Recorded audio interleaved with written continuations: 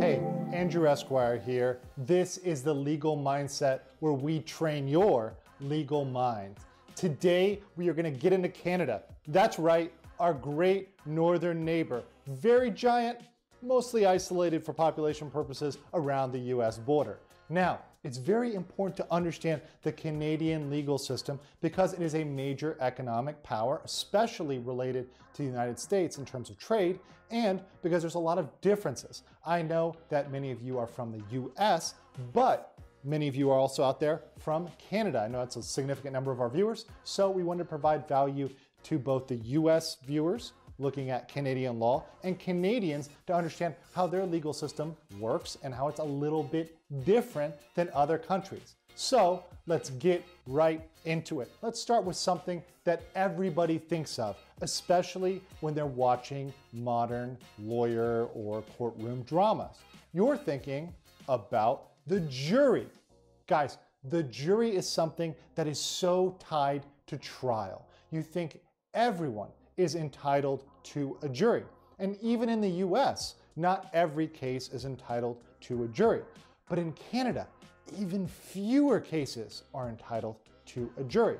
While in many countries, civil cases are also entitled to a jury, that is non-criminal cases. So when you slip and fall in that water in the Quick Mart, that would be a jury trial in the US. But you slip on the coffee in a Tim Hortons in Calgary, not a jury trial.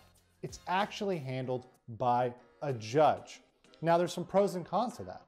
The pro is that it's probably a more impartial ruling.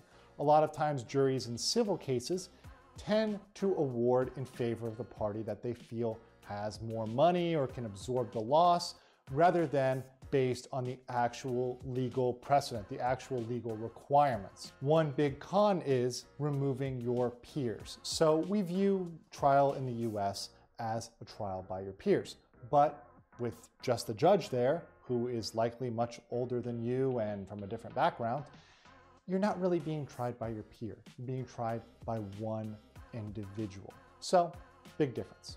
Now, the next difference is that the laws are relatively uniform. Now, I know what you're saying. Quebec is so different. They speak French. They have maple syrup. Okay, I get it. But laws, for example, criminal laws, are fairly standard. There's usually one federal statute which applies to all the provinces. So, for example, an assault charge in Ottawa would likely be the same as in Vancouver in terms of the elements. That's not true in countries like the US, where crimes may be wildly different between Texas and New York. So that uniformity is a keystone of Canada. The next big difference with Canada is punitive damages. Now I know what you're thinking. What is a punitive damage? A punitive damage is an extra damage beyond the compensation that they normally receive for the regular damage or injuries. So for example, if I owned an oil derrick and I'm pumping oil from my plot of land and I have this neighbor, his name is Bob, and I don't like Bob. Bob's real mean. I talk bad about Bob on social media. I say, you know what? I'm going to deliberately pump my oil onto Bob's property just to get back at him.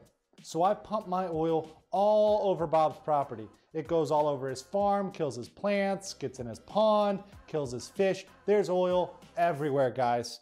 Now, because I did that maliciously, the court could not only award damages for the actual things I damaged, for example, his crops and his fish, but also additional damages to punish me for my bad behavior, to discourage me from ever doing that again. This is often levied against large corporations in order to discourage their behavior, because large corporations can absorb a relatively small suit if it's simply limited to the specific damages of, let's say, medical costs. But they would be wary if they had an additional penalty on top of that to discourage that behavior in the future. Now, in the US, there was a period where we went through what's called tort reform, which limited the amount of punitive damages.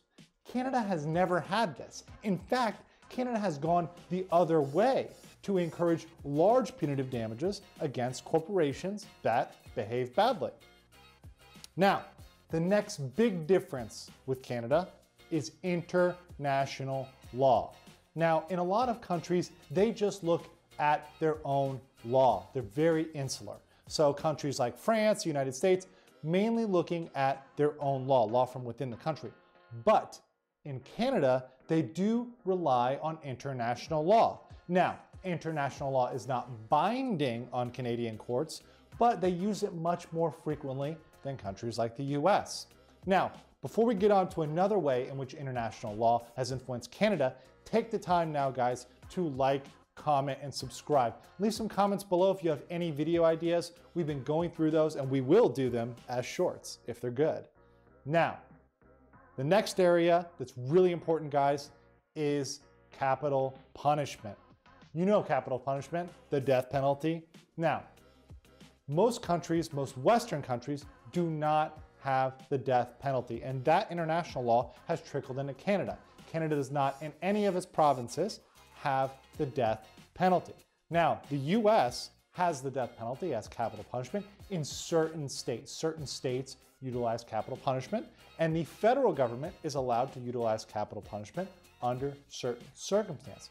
This is completely off the table in Canada, no matter what a criminal commits. Now, the last difference, and this is key, guys, is employment law. Employment law is radically different in Canada than other countries, including its next door neighbor, the United States.